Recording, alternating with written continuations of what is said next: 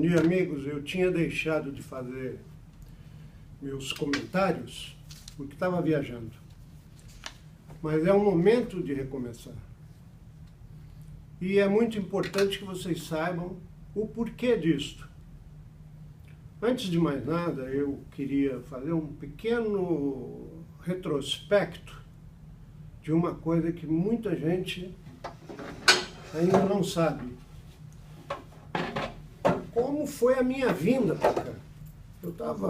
Eu formei, estudei em São Paulo e posteriormente aí estive uma boa posição lá, como responsável por um departamento jurídico. Trabalhei num escritório muito bom, ao qual eu ainda agradeço.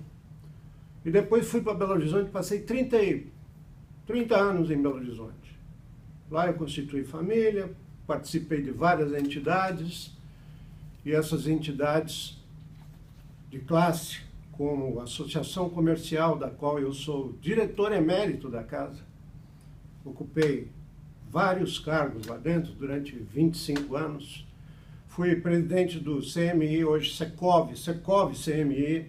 Fui presidente do Sindimóveis, fui presidente do Cresce, fui vice-presidente da APAN, fui presidente fundador do Rotary Club Belo Horizonte Lagoa.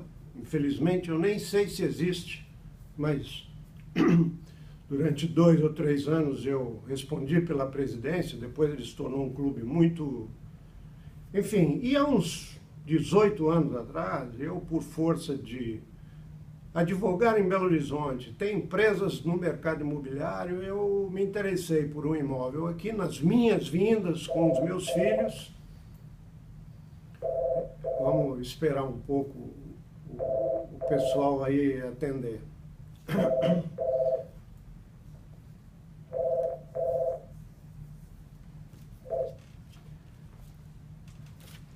E acabou que eu comprei um apartamento aqui, posteriormente a isso, vendi esse apartamento e comprei uma casa. E a partir daí, então, 15 ou 18 anos atrás, comecei a encaminhar os meus filhos para virem regularmente para cá e aproveitarem o que os Estados Unidos, à época, oferecia, especialmente aqui em Miami.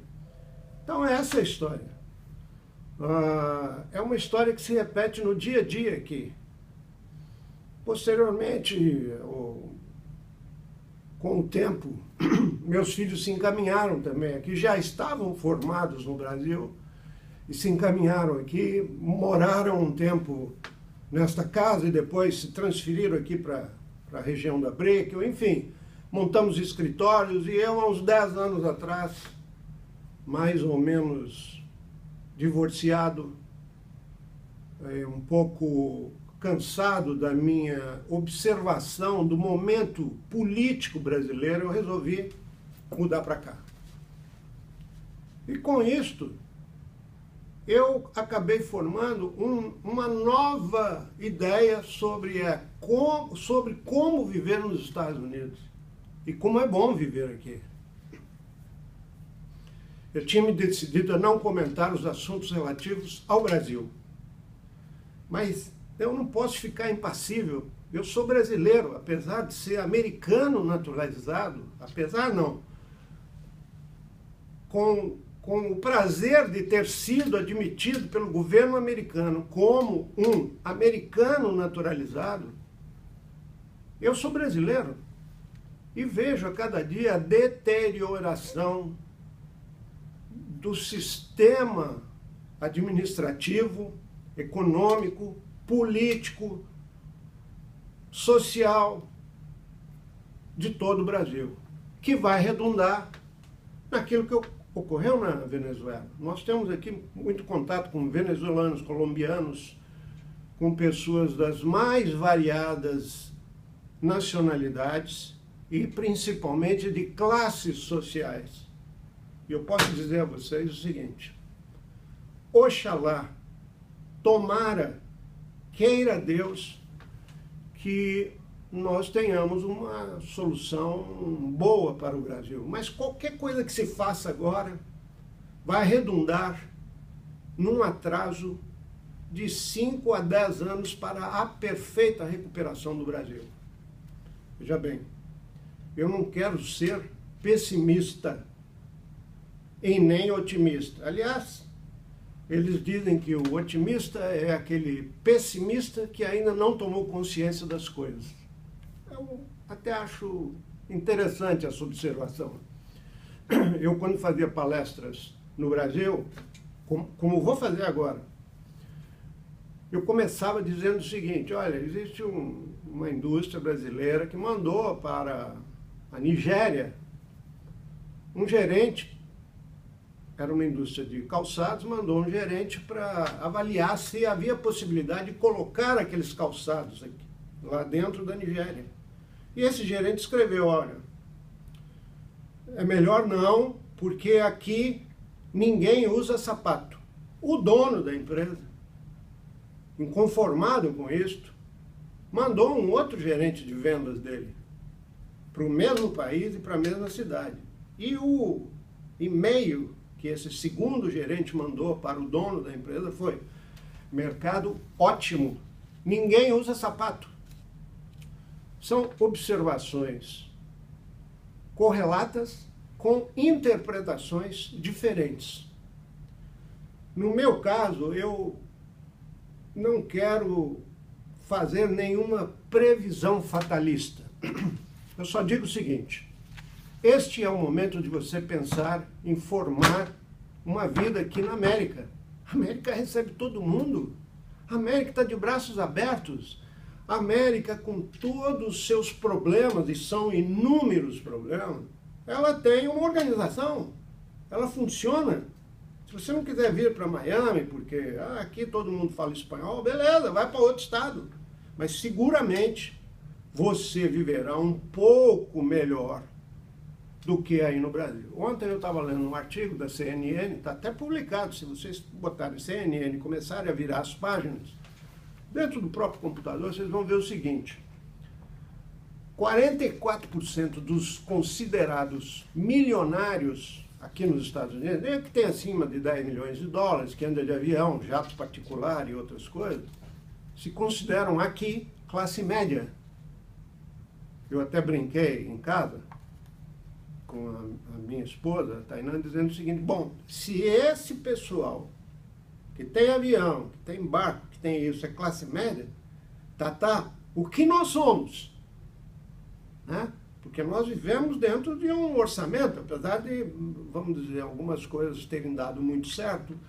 Os meus filhos têm uma vida independente hoje, graças a Deus, e ao esforço pessoal de cada um deles, mas é de se espantar que num país como este, o meu país agora, do dia que eu recebi a minha cidadania, tenha quase 50% dos milionários se considerando da classe média. Então, eu tenho praticado junto com meu filho algumas ações que fazem com que aqueles que não estão satisfeitos com a situação atual do Brasil e pensam dar um futuro melhor para os seus filhos, possam vir para cá e encontrar uma solução para a sua vida. Agora mesmo, olha, eu cheguei e tinha esta revista. Aliás, esta revista, assim como outros 100, mais de 100 títulos aqui, títulos de publicações, de revistas, ela contradiz aquilo que disseram da internet. Quando a internet entrasse, as revistas de papel, offset, iriam acabar. Não acabou. Pelo contrário. Triplicou, quadruplicou. É um volume imenso de revistas que você recebe. Algumas são específicas, outras de caráter geral, em que você tem avaliação de tudo, né? Então, nós preparamos agora, por exemplo, eu estou indo agora em junho para fazer uma palestra que está aqui, que, aliás, nós juntamos aqui os feras aqui nos Estados Unidos, feras nas devidas áreas, que começa comigo, fazendo uma breve apreciação do que é os Estados Unidos, sua economia, seu modus vivendi. Depois eu caio para a Flórida, Miami, explico por que nós hoje somos o terceiro estado em população, qual é a nossa economia, o que se espera da Flórida, por que a Flórida está cada vez mais sendo procurada por todos. Aí eu faço um breve histórico de 30 minutos. Posteriormente a isso, entra o meu sócio numa empresa chamada IBM, que chama-se Ari Banegas. Esse Ari Banegas, a história dele é ótima também, porque ele é filho de mãe brasileira, casada com um pai